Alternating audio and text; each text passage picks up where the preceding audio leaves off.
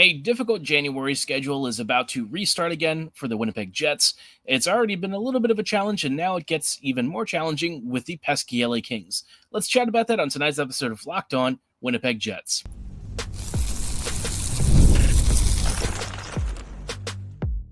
You're Locked On the Hockey Jets, your daily podcast on the Winnipeg Jets, part of the Locked On Podcast Network, your team every day. Hey friends, and welcome to tonight's episode of Locked On Winnipeg Jets, part of the Locked On Podcast Network, your team every day. I'm your host, Harrison Lee, an avid Winnipeg Jets fan and an online blogger. You can follow me on Twitter at HLivingLoco and at LO_Winnipeg Jets. Thanks for making Locked On Jets your first listen of the day every day. If you enjoy what you're hearing, be sure to like, follow, and subscribe on all of your favorite podcasting platforms and YouTube. Doing so, of course, is always free of charge and ensures you never miss another episode. Most of all, though, we just love and appreciate your support. Tonight's episode, we are starting off with a preview ahead of Winnipeg versus LA, which is going to follow up with some very difficult games. We've got, right after this game, Colorado on the weekend, and then next week is a tour through the Pacific. So January looks to be pretty crazy. You've got multiple Central Division contenders.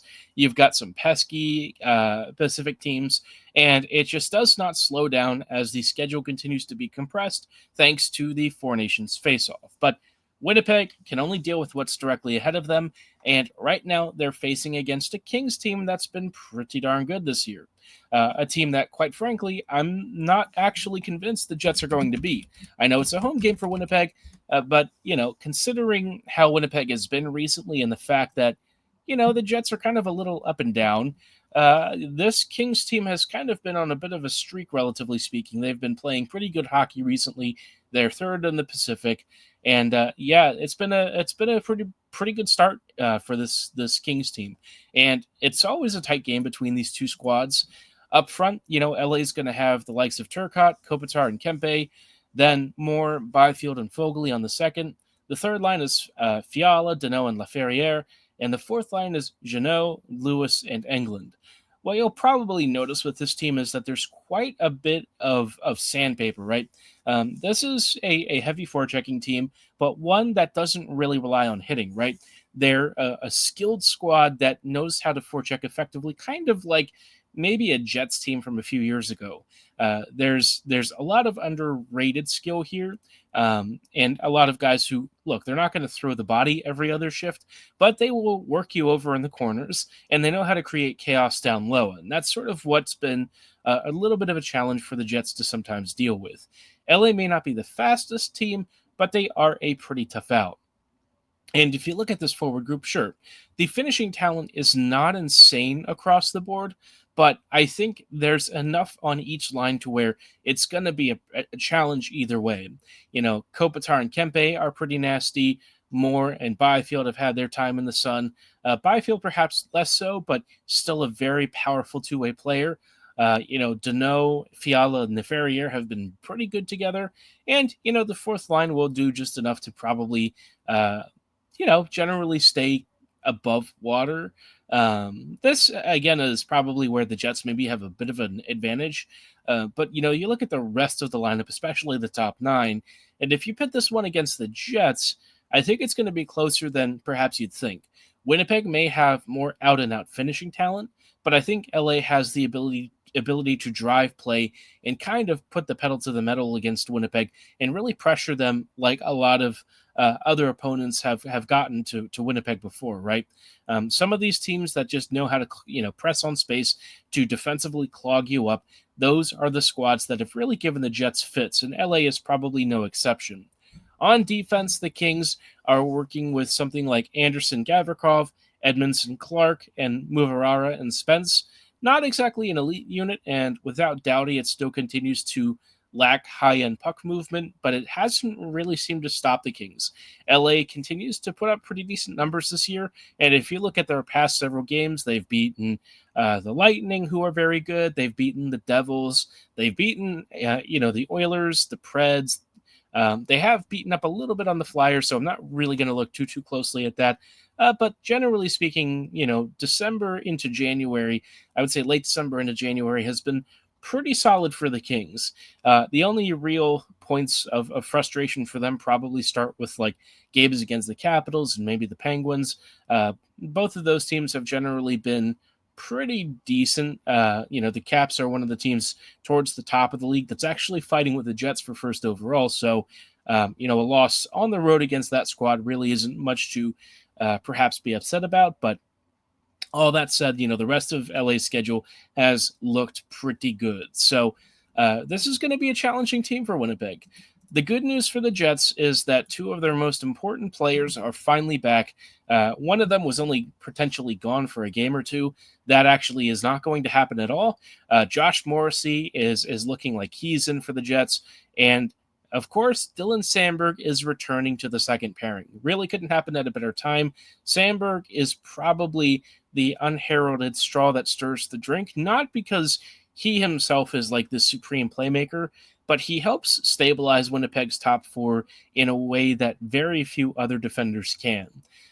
He has kind of proven to be one of our MVP skaters, even if he doesn't exactly have the numbers and stuff to back up that case. But when you see how much he has made Pionk into a guy who looks reliable, it's not hard to see why the impact of his loss kind of led to a domino effect. The Jets without Samberg were just not the same team, and Samberg was most definitely not the same player. So a huge benefit here, a massive boost on the back end.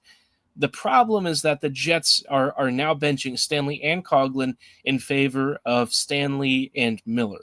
And you'll notice I have a note later about meritocracy. This just to me sends such a poor message to players who actually did really well, while Stanley in his last game he was just bad. I mean, there's no other way to say it. He had one of the worst games of any Jet skater out there. He made numerous mistakes that got the team into trouble. He had a very bad penalty late in the game, and somehow his ice time not only increased, but he's also not getting benched for this game.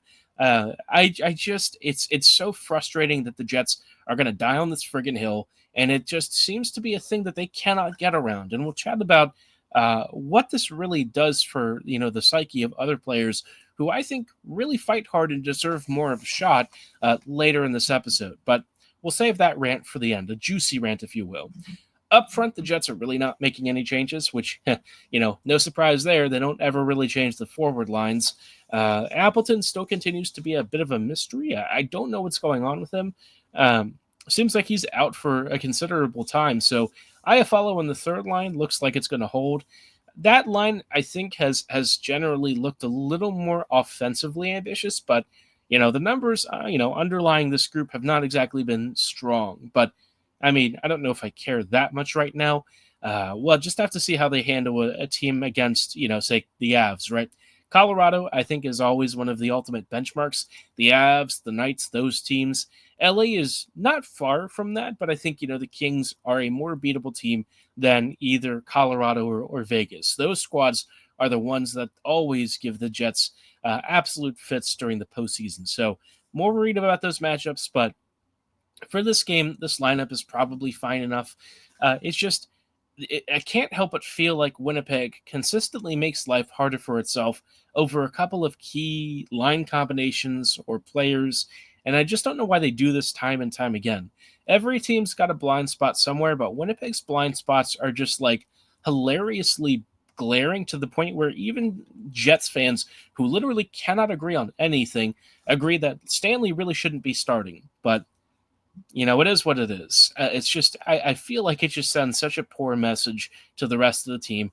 And I keep wondering how I really feel about Arneal. He's not really living up to any of the promise that he was talking about towards the start of the season. Special teams, much better. Great.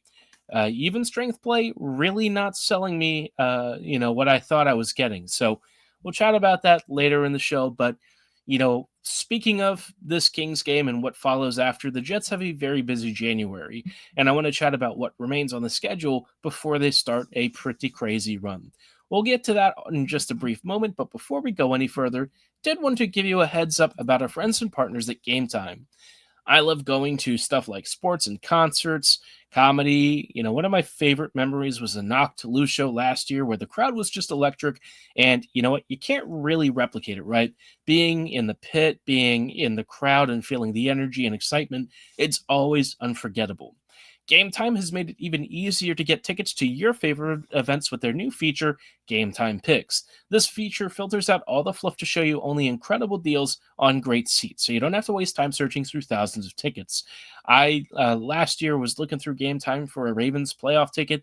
Yes, it was the championship game, and it didn't exactly go well. But what was great about it was that I could actually see not only the best price on a seat in the stadium, but also I got a seat view. So I knew what I was actually going to get into once I got all the way up there in the stands. And that's just super convenient, saves time, takes out the guesswork. And if you're like me and you want to take the guesswork out of buying tickets, go with Gametime and download the Gametime app right now. Create an account and use code LOCKEDONNHL for $20 off your first purchase. Terms apply. Again, create an account and redeem code LOCKEDONNHL for $20 off. Download Gametime today. What time is it? Gametime.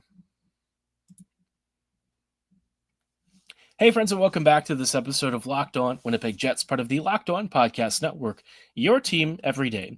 Every day, thank you so much for rejoining us in tonight's episode as we're chatting about, what's going to be a pretty busy schedule for the Winnipeg Jets. Obviously, they've already had quite a few games into January. Only had one or so, just a little bit of points out of this one. 3 points so far, which is not great. Not the worst, but not great. He'd probably hope the Jets would have maybe 5 points at this stage, especially given some of the opponents that they've already faced. But, it is what it is. But looking at, the rest of the schedule this month, after this Kings game, Saturday is a big back-to-back against Colorado. Second half of the back-to-back, obviously. And I know it's a back-to-back game, but Winnipeg really needs to prove that it can actually beat the Savs team. Whether you're tired or you've got energy, it hasn't really mattered. Colorado has generally had Winnipeg's number, and the only reason that the Jets ever really seem to beat the Avs is either Colorado's goaltending completely implodes or Connor Hellebuyck steals the game. And I don't think that's really a good sign. The Jets need to outplay this team. This is a squad that they're going to face in the playoffs. It is a team that has been there. They have been to the dance. They have won it all. They are a proven championship team. And if the Jets cannot find a way to beat the squad, for the remaining games that they've got against them until the postseason, I just don't know what to really expect in the playoffs. Already, I'm having doubts about how this team is going to be handled and managed in the postseason.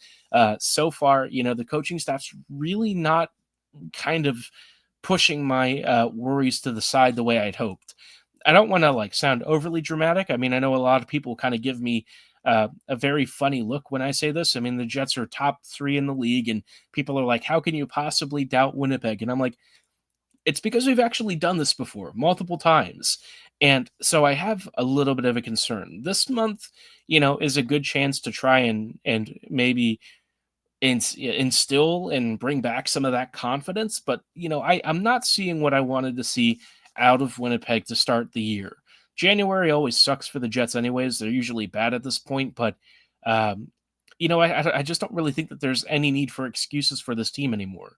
This squad should be good enough to get the job done in some key areas, and the fact that they still don't is probably not a great sign heading into the stretch before the playoffs. But after, this difficult weekend, they've then got, Vancouver and Seattle. And then on the weekend, they'll face off against the Flames. Now, these are teams that have had various level of struggles. Vancouver's dealing with the whole Pettersson Miller thing. Seattle has apparently fallen off a cliff, and the Flames are rebuilding. They're better. I think they've actually won a reasonable number of games for a team that was basically expected to be a lottery pick team, but they're still very beatable. And so the Jets really should expect to try and come away with between 4 and 6 points here. If they get less than that, that's really not ideal. After that, you're back to the Central again with Utah, and then you've got the Avs on the 22nd, and then Utah again on the following Friday, on the 24th, which is getting closer to the end of the month. But this stretch is going to be a challenge. Utah, of course, the first game against them on that Monday is a road game. Then you've got to fly to Colorado, which thankfully from Utah is a much shorter flight than usual. So that perhaps helps a little bit. But the game, coming back to Winnipeg against Utah, I do think that the Jets should come away with a couple of points against Utah. I mean, this team has not been that great this year, and Winnipeg should have an advantage. But the Avs one, I'm predicting a likely loss. It's a late start. The Jets are going to be on the road, and it's Colorado. Like Winnipeg just does not have Colorado's number the way that they have ours, and it's really unfortunate. I wish I had better vibes about this game, but unless Winnipeg really shows me something this coming weekend against Colorado, I don't see it. But I mean, you're going to have losses here and there. I want to see them really beat up on the good teams, right? They've done it a couple of times this year, but it's not been consistent enough to where I see the Jets as that clear out and out contender. So the next 2 weeks could be really important in trying to restore some of that confidence. The end of the month is a little bit less intensive. You've got Calgary, Montreal, and Boston to pretty much round things out, which, even though a couple of those games are on the road, and sure, Montreal has occasionally given the Jets fits, if Winnipeg is really a serious team, these games should be between, again, 4 and 6 points you're really expecting. I don't know that I would necessarily foresee it happening just because the way the Jets have been playing recently hasn't been that great. Winnipeg has not been ideal at 5v5, but this is a manageable month of hockey if the Jets are playing well. And that's kind of where I've been hesitant to really endorse the Jets in some of these games. I think Winnipeg is good at generally beating up on the teams that they should. I think it gets closer when you actually play competitive teams. Sometimes it's more one-sided in the opposition's favor, and the Jets have really not had particularly great outings against truly elite squads. Whether they play Vegas closely or not, or whether they're able to get within touching distance of the Avs, those teams still beat us, and so that's probably not that much fun. But I can only complain about it so much.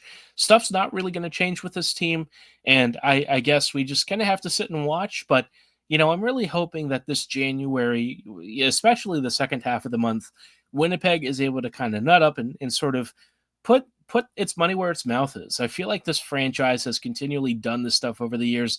We know what the cycle is, and I just want to see them really push against it. They were fighting for a President's Trophy last year until the second half of the season when things fell apart. And if the Jets are not going to have a deep playoff run, then at least be, near the top of the Central. That'd be nice. I would like more than one playoff game win a year. Maybe that's too much to ask for. But I just, it kind of sucks because I'm watching, Connor Hellebuck game in and game out put up one of the most unbelievable seasons that I've ever been alive to see for a goalie, right? Hellebuck far and away is the Vezina runaway candidate right now. He's 26 points above league average, which is just bonkers when you really think about it. I didn't realize the league average had actually fallen for goalies already. It was at like a 905 at one point or a 903 earlier this year. It's now down to like a 900, which is just, yeah, wow. Didn't think I'd be around to see that. Goalies have only been getting better and better, and suddenly the save percentage the last few years has really taken a nosedive, and yet somehow Connor Hellebuck just seems to get better and better and thrive in an environment where the rest of the goaltending crowd really hasn't been that impressive. So, it's really not great if the Jets can't find a way through and get this guy a ring. That's all I really want at this point. He could win as many Vezinas as he wants. I really don't care. I just want him to win, a Stanley Cup. He'll be a competitor for the Hart, and actually, I really think he should be a favorite for the Hart. I know that that's not always a popular sentiment, but with what he means to this franchise and what this team would be without him, I don't know if there's a single player out there who's more valuable to their franchise than Hellebuck is. This dude will drag this team kicking and screaming into the playoffs. He's done it many, many years in his career. It's pretty much a guarantee that he's going to do it again this year, and I just don't know where this team would be without him. So All I can really hope for is that despite perhaps some wavering moments here in the regular season, that when it gets to the playoffs, the Jets are able to get their crap together. They're going to be competitive and they'll play some good hockey. That's all I really ask from this team. If they swing and play really well, but still get bounced in the first round, I really don't complain about that. It would suck, but I just want to see them play well at 5v5. It's a thing that they struggle with. And it feels like the decisions that they've made have occasionally let them not be their best in the postseason. So, let's hope to feel a little more confidence out of this January. I'm sorry if I feel like the vibes are a little bit down, but it's just the reality of how this team has been in the past, and the fact that we kind of see a lot of the same stuff again this year just isn't really making me feel great about the postseason run. But the good news is it is only about the halfway point, so there's still time to change things and reverse them. But whether Winnipeg learns the right lessons or not, we'll just have to wait and see.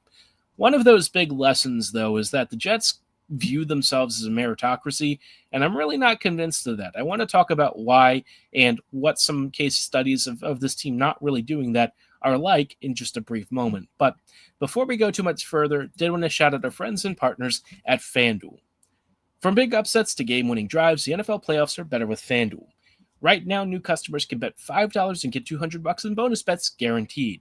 That's $200 in bonus bets, win or lose. The FanDuel app gives you everything you need for live bets, same-game parlays, and so much more. All you have to do is visit the website and check out some of the latest betting lines. I'm thinking for Jets against Kings, if there's a player that I would particularly highlight, it's Kyle Connor. I think he's probably good for the over 1.5 points. It just seems like whether it's the power play or even strength, he's been one of the few guys that you can just game in and game out pretty much rely on, either a goal and an assist or something. I just think that that's a pretty safe one and probably a good one going forward for the next few weeks. But the only way that you can even cash in on Kyle Connor's success is to visit FanDuel.com to join today and get started with $200 in bonus bets, win or lose with that first $5 bet. That's all at FanDuel.com. Make this playoff season unforgettable with FanDuel, an official sportsbook partner of the NFL.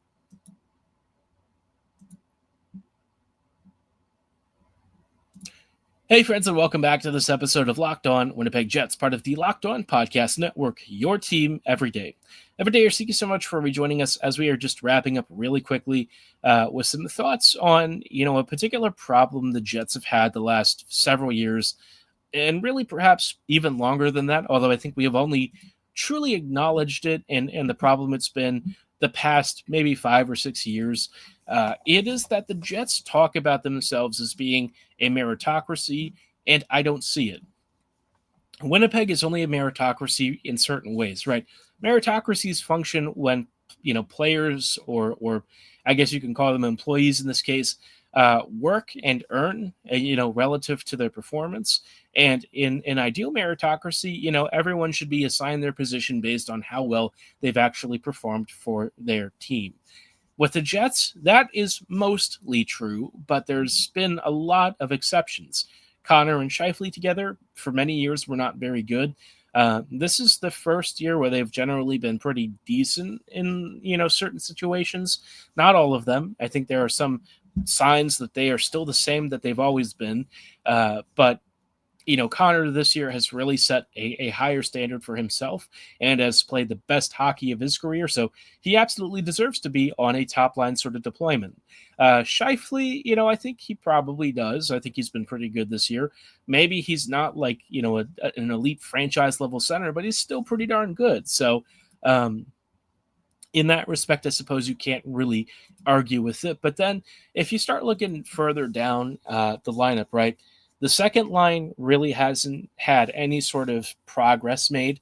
Ehlers, Perfetti, and Nemesnikov together just don't work. And yet the coaching staff doesn't seem to want to change anything. The guy who I'd actually say probably deserves to be our 2C right now is Adam Lowry.